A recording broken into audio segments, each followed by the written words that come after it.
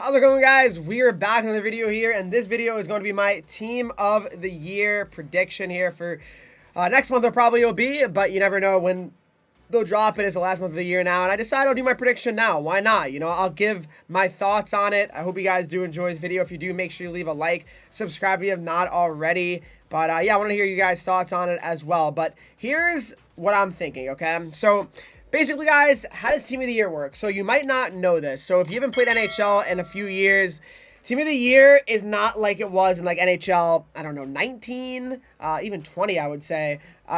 Basically, Team of the Year is 6 cards, all right?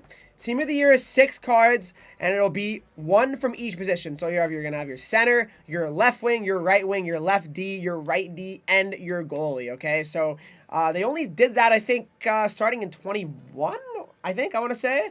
I'm not 100% certain on that. But Team of the Season is where, like, other players can get cards, like, you know, I don't know, for example, Jack Hughes, you know, Nathan McKinnon, right? Those type of players could get other cards because they're not the best players in the last 12 months because it's a 12-month category for this, okay? So this is where it's tough, right?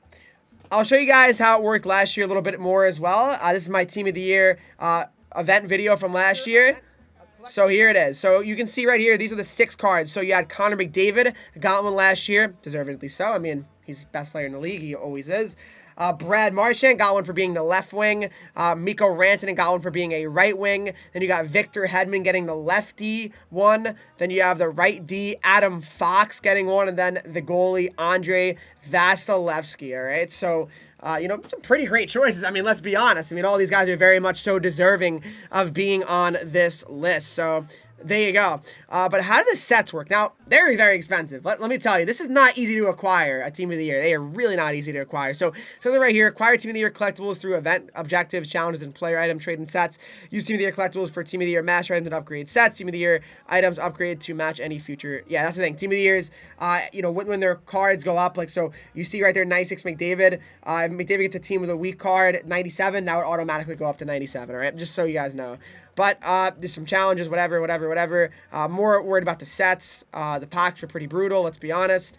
Let's see where the set's at. Okay, so for example, you see, let's see, did I click in any of these? Let's see. So collectibles, you need to trade in a bunch of different cards here for collectibles, and it costs so many collectibles. I think what was that? It was trade in, okay, 187 for 5 collectibles. That's not crazy, but the collectible cost is absolutely insane, I do believe.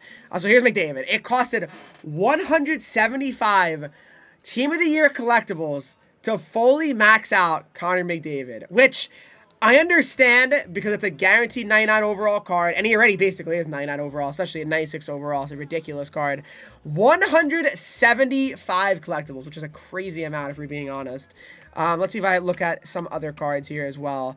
Marchand's a little bit cheaper here, it looks like. Yeah, Marchand, 80 collectibles for him, which is not unreasonable. But, and this is when he had an X Factor as well. If you traded in their maxed out X Factor card and 30 collectibles, for at least for Marchand, that is, you would get the Team of the Year Marchand. These are all untradeable, by the way, so keep that in mind. But yeah, I mean, it's you know, it's definitely interesting. Wait, did I say I completed them? Oh, no, I completed the Rantanen, and I was, like, confused for a second. Fox here was 80 collectibles. That's a pretty decent value, honestly. The Fox, 80 collectibles. 31 with the maxed out Adam Fox, though. But, yeah, no, these only lasted 7 days, and you can never make these again. Team of the Years will never be able to be made again, so keep that in mind, all right? But now it's time to give you my predictions on who I think is going to get actual Team of the Year cards. All right, so starting off with my first vote, I'm not my first vote, I guess, first prediction, I should say. This guy, it's a tough one. It's going to be Johnny Gaudreau, okay? So why do I believe Johnny Gaudreau makes sense? Okay, so I believe he was tied with Jonathan Huberdeau, right, for points last season, right? But I'm going based on the last 12 months. Huberdeau's been a little bit weaker to start this year. Gaudreau's provided, you know, pretty good offense so far. I think Gaudreau makes more sense. You could go with Kaprizov as well. That's not a crazy opinion.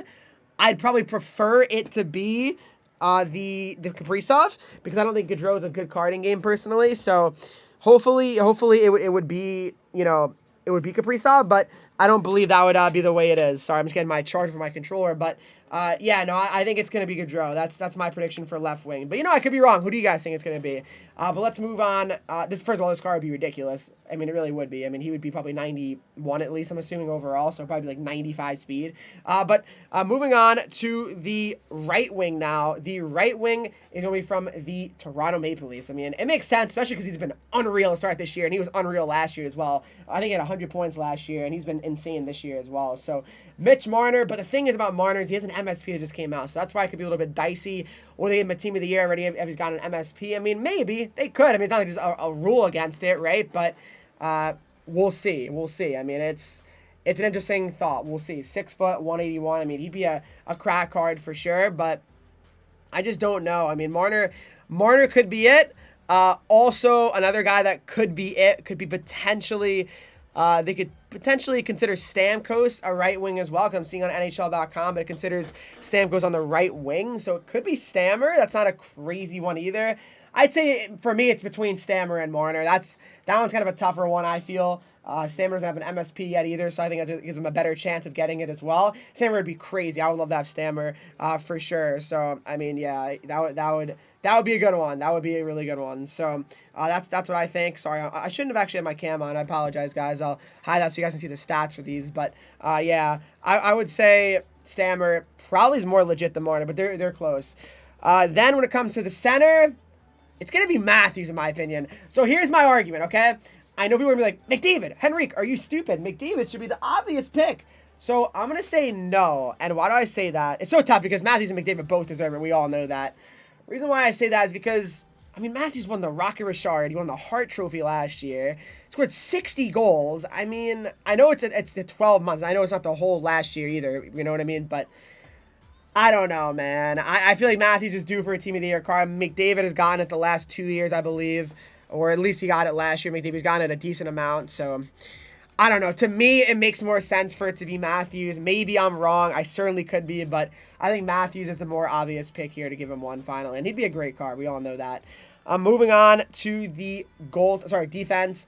We are going to go to me, it's an obvious one. It's Roman Josi. Josi absolutely should be getting Team of the Year. He had 100 points pretty much as a defenseman last year, and he's been really good so far this year as well. So it'd be really silly, in my opinion, for Josi to not get a Team of the Year card. I think it'd be really, really silly, actually. So, yeah, no, to me, it's a pretty obvious one, and it'd be good because he's an X Factor as well. So if people have his X Factor, you'll be able to probably trade that in maxed out to get his Team of the Year. So, no, Josi, I mean, there's no question.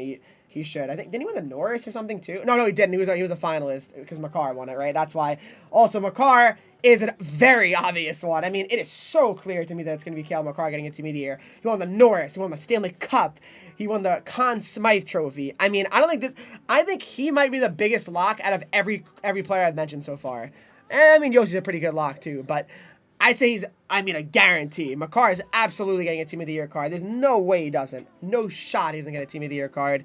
He's very, very deserving of it. So, yeah, no, Cale Makar 100% should be getting one. And if he doesn't, I think it's absolutely highway robbery because, I mean, he had the best year out of all righties, in my opinion. I mean, because he's been awesome this year as well. It's not like he's declined or anything like that either. So, I mean, there's no reason why he wouldn't be. All right, and then last but not least, the goaltender. Got to have a goalie as well. And this one is going to be, he had one of the best years that you probably could ever have for a goalie. It's going to be Shesterkin. I mean, it has to be Shesterkin, I believe at least. I mean, Igor Shesterkin, right now he's 87 overall, but he'd probably be at least a 90, you got to assume, for the Team of the Year. But, yeah, no, he's the best goalie in the league last year, 100%. So, to me, the stats he put up, the team had a really good run. In the playoffs, he was crazy because the playoffs do count for this as well. So, to me, Shesterkin has to be the guy that, is chosen for the goaltending position. If he's not, well, I'd be pretty surprised if you want me to be honest. I'd be pretty surprised. So there you go. Hope you guys did enjoy this video. Maybe it's a little bit too early to make this video, but I just wanted to make it. So hope you guys did enjoy it. Make sure to leave a like. Subscribe if you have not already. Follow me on Twitch, Henreek, Instagram, Twitter, TikTok, Henreek with 3 E's. And join Discord, talk to me, follow, subscribe to the channel. And I'll see you all in the next video.